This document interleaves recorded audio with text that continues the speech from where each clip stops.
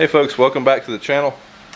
Today we are starting to get this Roxor a little bit more power. First step of that is taking this ECM off and sending it in the mail. So I'm actually going to be going for a week, so I decided, you know what, I use this thing every day. While I'm going, would be the perfect opportunity to mail that off, because it will take about a week to get my ECM back, I would imagine. So that's what we're going to do. Looks like we just, how does this come off there? Nothing to it. Hopefully I don't break this.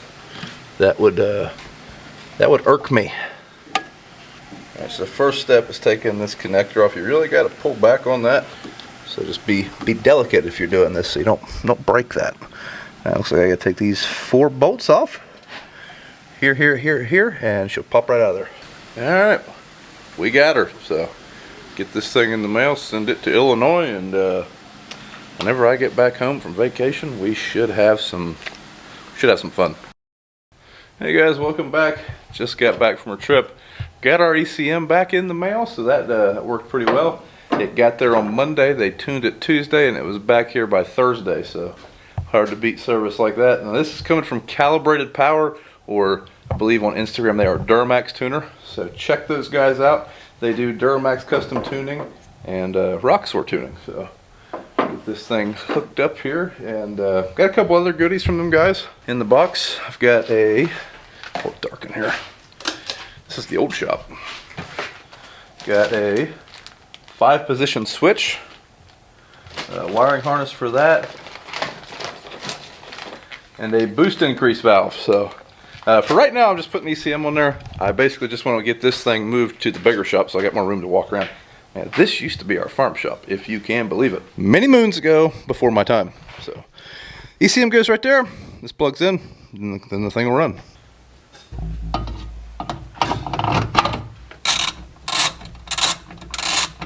Alright, got this connected back on here.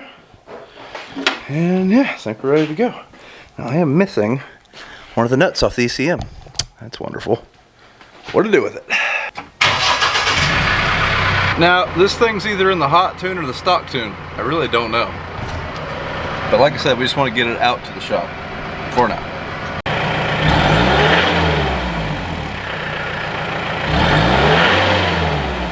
Now keep in mind, none of the emissions control is deleted on this. This is not straight piped. This is completely stock, other than the tuning. Now, might put an exhaust on this at some point, but for now, I wanted this to be quiet. After looking, it doesn't appear to be too hard to run that switch, so I'm just going to try to do that real quick, and then we can play around with this tune, because we will have the power. Trying to look how I'm going to run my wire. My switch actually taps into this this plug here, so I'm going to try to come through the firewall here maybe, and see what we can do there. Hoping I can just mount my switch to one of these rocker switches right there.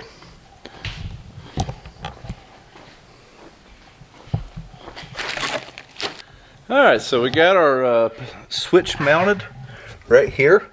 Now I was going to put it here, decided not to. Now to do that, they give you this nice little template that you can stick onto your dashboard. This is your anti-rotational little notch that's on the switch, and this is the hole that the actual switch mounts in. This would have been great if I would have used it from the beginning, but I didn't. So, oh well. Lesson learned. Don't do what I did. Anyways, got that sitting right there. It's not all the way tightened up. I want to make sure I have power and everything.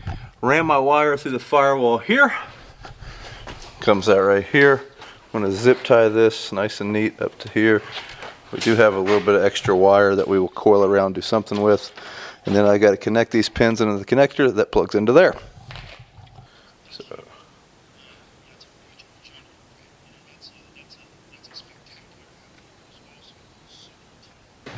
Alright, let's see what happens when we flip the switch on. See if we've got juice to it.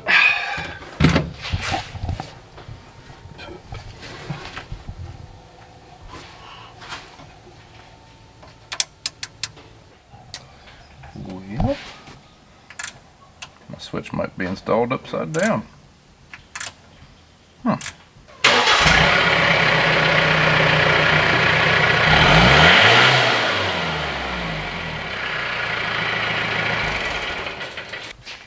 got the power now. I think someone's jealous.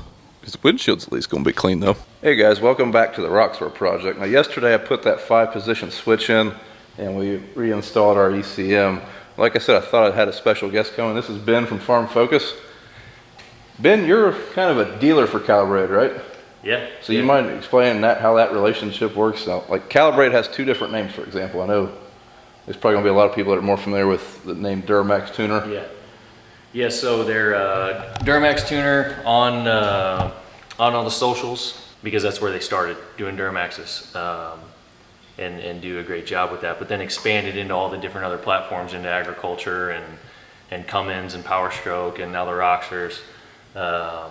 So yeah, I work directly with those guys. That's what I do all of my agricultural tuning through. So all the stuff that we run around, where we run the dyno and the installs and all that, all excuse me, comes from Calibrated.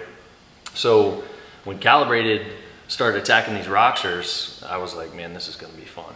So this is really a farm vehicle. I mean, those are the people who are really going after these things.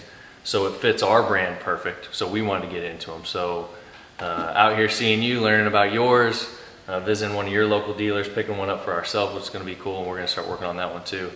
And then probably on my way back home, I'm going to stop up at Calibrated and get ours worked on and learn a little bit more about them. But that's the situation. So we're trying to get, you got the ECU in, we got the bracket installed, we're working on the boost valve now, you got the switch in. So that's another thing about Calibrated is they have, they're the only guys that I'm aware of that are doing position tuning on these. So you have multiple tune levels you can switch to if you'd like, depending on what you're doing with the machine. I know for me, I'm probably gonna hide the switch and I'm gonna have it down on low if my kid's driving on it. And then if I'm driving it, maybe I'll crank it up. But yeah, man. And then from there, you know, I mean, this is just the tip of the iceberg. So Calibrated has developed a drop-in turbo, intercooler. Yeah, I know they've got, I mean, they can, with the parts I've seen, you can get them up to about 200 horsepower at the wheels. Yeah, yeah, I think they're getting pretty well over 200. Yeah. You know, and they do dyno these things with what's set up on yours. I think it's somewhere around 120. Yeah. And I think they're dyno in stock at like 54, 55 at the tire. Yeah. So think about trying to double the horsepower on your pickup. Yeah. Pretty wild. Pretty wild. I don't know. I probably won't go up to 200 yet, but I mean, I think we're gonna have some fun with this. Yeah. Yeah. Absolutely. But now we gotta get this boost. The boost valve. Yep. The boost valve installed, and then get a little more air in there. And we'll pretty well be done with this project. And then we're gonna move on to this. We're gonna tune this Camaro here. Now, what do you got for small block 350s? Man, I got all kinds of stuff. What are you looking for? Okay, get a little bit more fuel and air. Now, this boost valve is kind of a bear to get to. Your EGR is right in the way. It's also warm. And yeah, it's just, there's not a lot of room there. You got a really small area and you're trying to mess with these little hose clamps, and they're a pain in the butt, but the ends justify the means. I think another thing, you know, like we've seen and we've talked to guys about, you know, I think it's important where if anybody's going to watch what you're doing and they're going to try to do this to theirs, that 90, which you probably can't see. I don't know if you can see it on the camera or not, but where the wastegate comes out right here.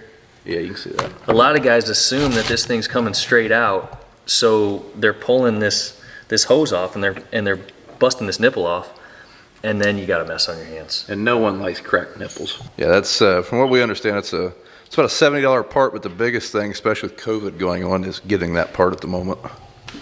Yeah, I'd like to file a warranty claim. Well, I was putting a boost increase valve and I cracked this nipple on here. Denied.